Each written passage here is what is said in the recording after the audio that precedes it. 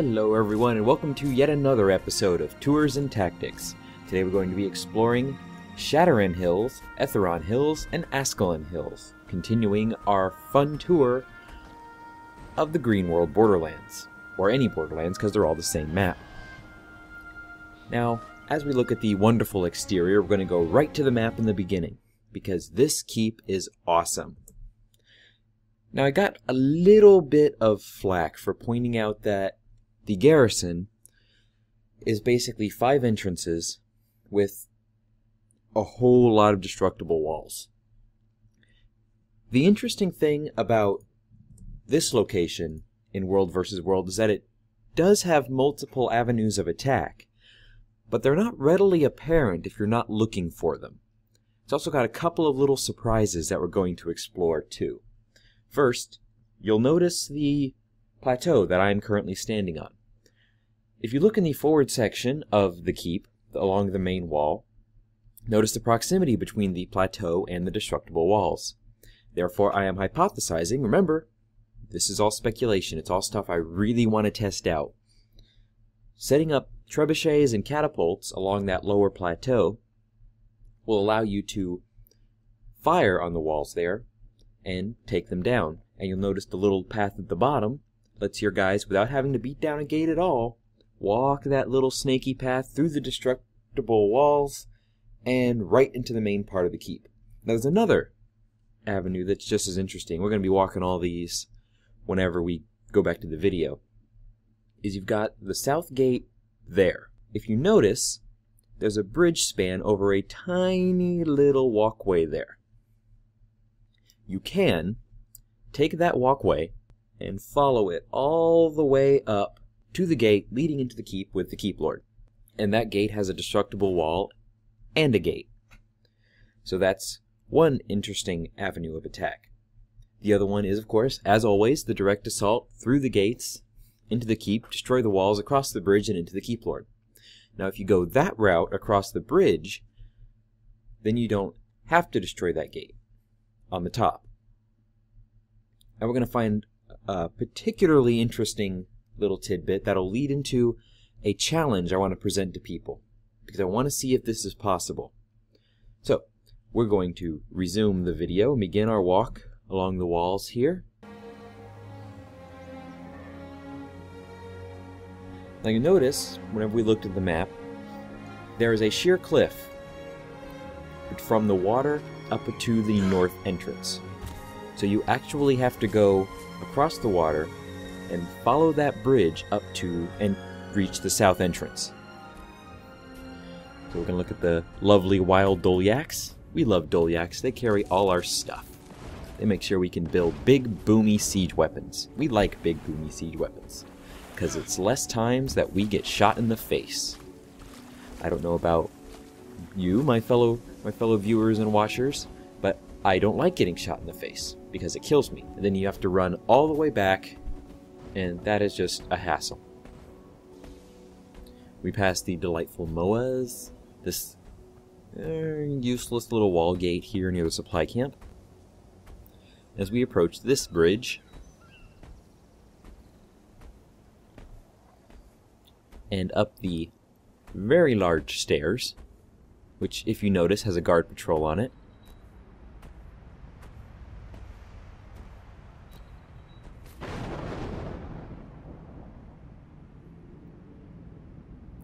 Etheron Hills right there, and Askalion Hills. As always, all the same locations in the Borderlands are the same, they just have different names. So this is the south gate. Nice big open area for them to shoot at you from that cannon position. And there's only a gate. So if you're setting up catapults here, there might be an issue. Set up rams. Set up 2 or 3 rams, you'll get through this gate in no time. I want to reiterate that this is still hypothesis. I want to test all kinds of siege equipment fun in the upcoming June beta weekend event. Now we got the bridge over there I was talking about earlier. So now we're going to walk this long, lonely path along the back end of the gate. Snowy, cold, lonely. I've never been a fan of snow. It's cold, it's annoying, it's a pain in the butt to get rid of. And it's just so bland. It's white everywhere, just white everywhere. The very large bridge between the defense area and the keep itself, housing the main target for every assault. Whenever you're attacking a building or a location, with every strategy, I want you to be thinking of this. How does this get me closer to the Keep Lord? Remember, the ultimate goal with every siege is to take out the Keep Lord. Make that your goal. Always your goal. I'm going to head up the stairs. And we're going to head towards the north entrance, I believe. Yep, here we go. Now, if you'll notice, the north entrance has a little destructible wall right there. Plus a cute little doorway.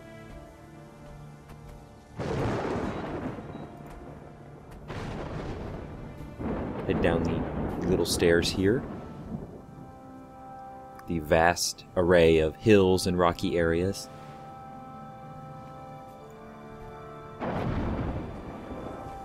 And now we head along the western slope.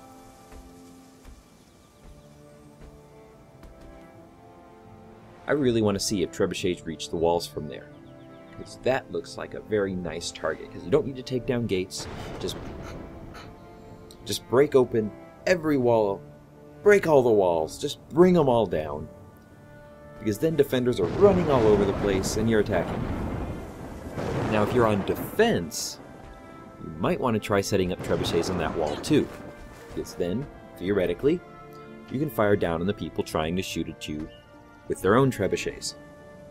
I'm using trebuchets because I'm believing that they've more than likely got longer range. I mean, they're expensive enough, they gotta have longer range than a catapult.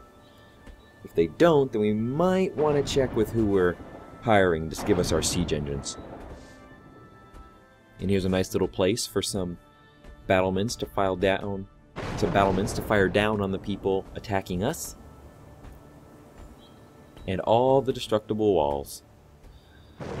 So many destructible walls. Long, open front. The reason I'm not harping on this wall as much as I was the blatantly open walls of the garrison is because the only way to really target them is from that western plateau. Maybe you can from the flat area beneath it. I doubt it. But it's not as open, saying, "Look at me, I'm a wall, fire at me. Set up your catapults directly in front of me and fire." I guess you can do that anywhere, but do you really want to? I mean, that's a waste of 40 supply and some money. Do we really want to waste that much money?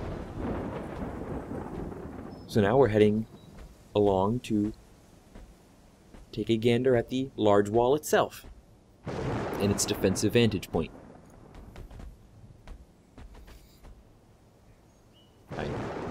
I guess I was enthralled by the glowing green wall section. They had the increasingly elevated wall.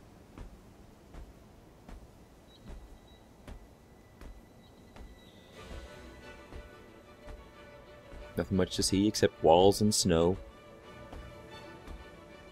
Walls I do like, snow I do not. I just wanted to make that more clear to everyone. Nice little firing position down on the inevitable Zerg that will be trying to beat the door down with their face. And one of our comrades in arms. Now as we approach this area, I'm going to pause it real quick. I want to bring your attention to that lovely green outline around the bridge. Yes, my friends, that implies that the bridges are destructible.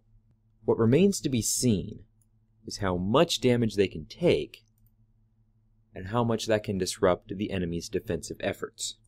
So as we resume the video, head across this lovely bridge with its lovely health meter. So this bridge is destructible. Got a supply there. And this bridge is destructible. So I want to ask everyone, what do you think the significance of that supply depot being right there has with these two bridges? Namely, if you take those bridges out, then it really limits the amount of reinforcement supply people can give to that southern gate. So here's the challenge I want to issue as we go back to the map here. I want people to see if you can set up long-range siege weaponry in that valley down there, to the east of that destructible bridge. Fire up at that destructible bridge to take it out, limiting the amount of reinforcements that can get to that gate. That's right there. Perhaps once you take that bridge down, then you'll be able to target the other bridge. That I'm not so sure of, but it might be a goal to strive for. I like that there's two destructible bridges right there.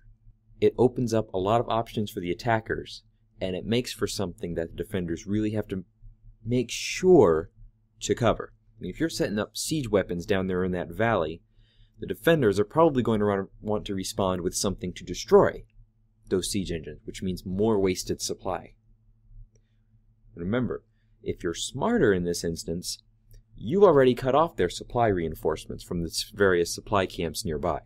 So they've only got the supply that they had when you started attacking. So you take out those added supply reinforcements, increase the amount of time it takes for someone to get their load of 10 or so supply from the supply pad back down to the gate, and especially limit the defenders that can be standing on top of the gate firing down on you. As I emphasize, know your areas, come up with ideas, and remember, always focus, how does this get me closer to the Keep Lord? So we're going to resume, continue our lonely walk upon the gate, and as you notice, that bridge appears to be the only way to get on top of this gate.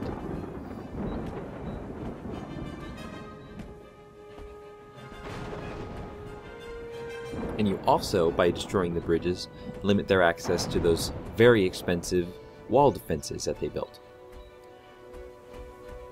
So we are now going to approach the inner keep,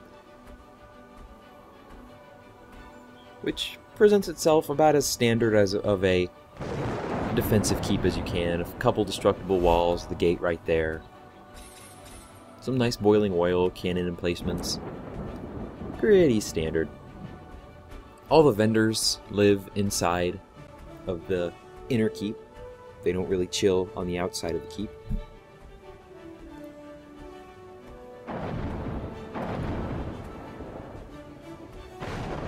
We'll approach the inner keep.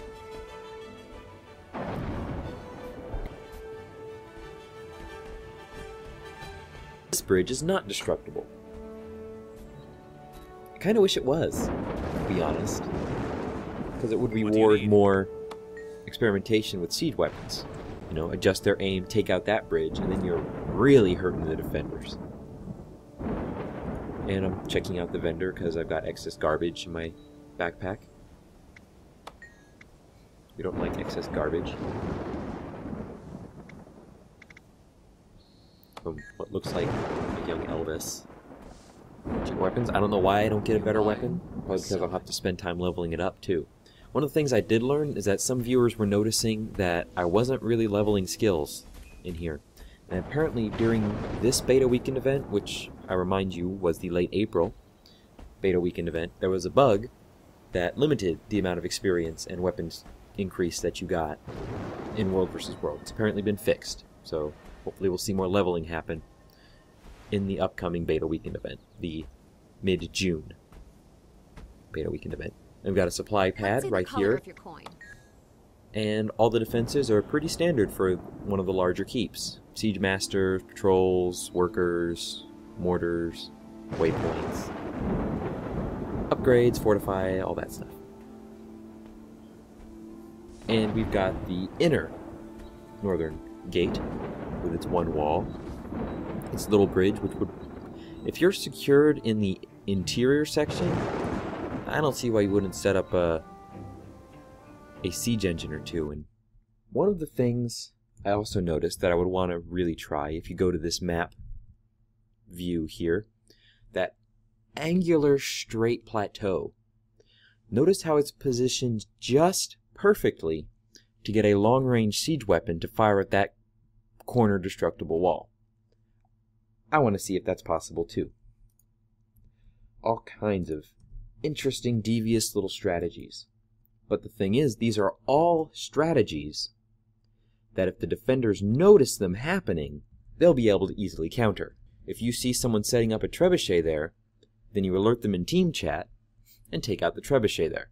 If you see them positioning to take out the destructible bridges, form a group, head down there, and take it out. If you see them forming on the plateau across, I reiterate, take them out. You always want to have people watching for this sort of maneuver. So we head back into the keep itself. I don't think we meet and greet the Keep Lord this time.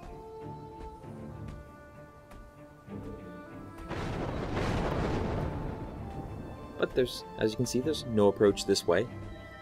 Just wall, cliff, and, of course, more snow. Because if there's one thing we love, it's more snow. We got a waypoint. If you noticed in the upgrade screen, we didn't have a waypoint upgrade, so I'm not sure if that was put there because of the beta, or it's a bug.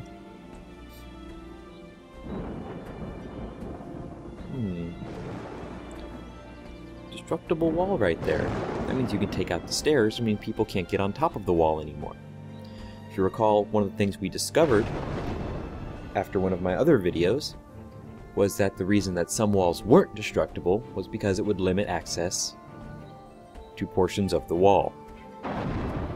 So this may uncover that it may have been a bug, because it appears that they're not shy about limiting access to walls and upper siege and upper defenses. And we did, in fact, meet and greet the Keep Lord. He's in there chilling. And what have we got here? Why, it's another altar of power, of course, with nothing on it. No one cares about that altar of power. It's a very, very lonely altar. No orb of power. Could at least put something on it, you know. The cleaver of power. So, that is Shadaran Hills, and its companion keeps. And we will continue with the Borderlands in future videos. However, until then, my friends, game on and take care.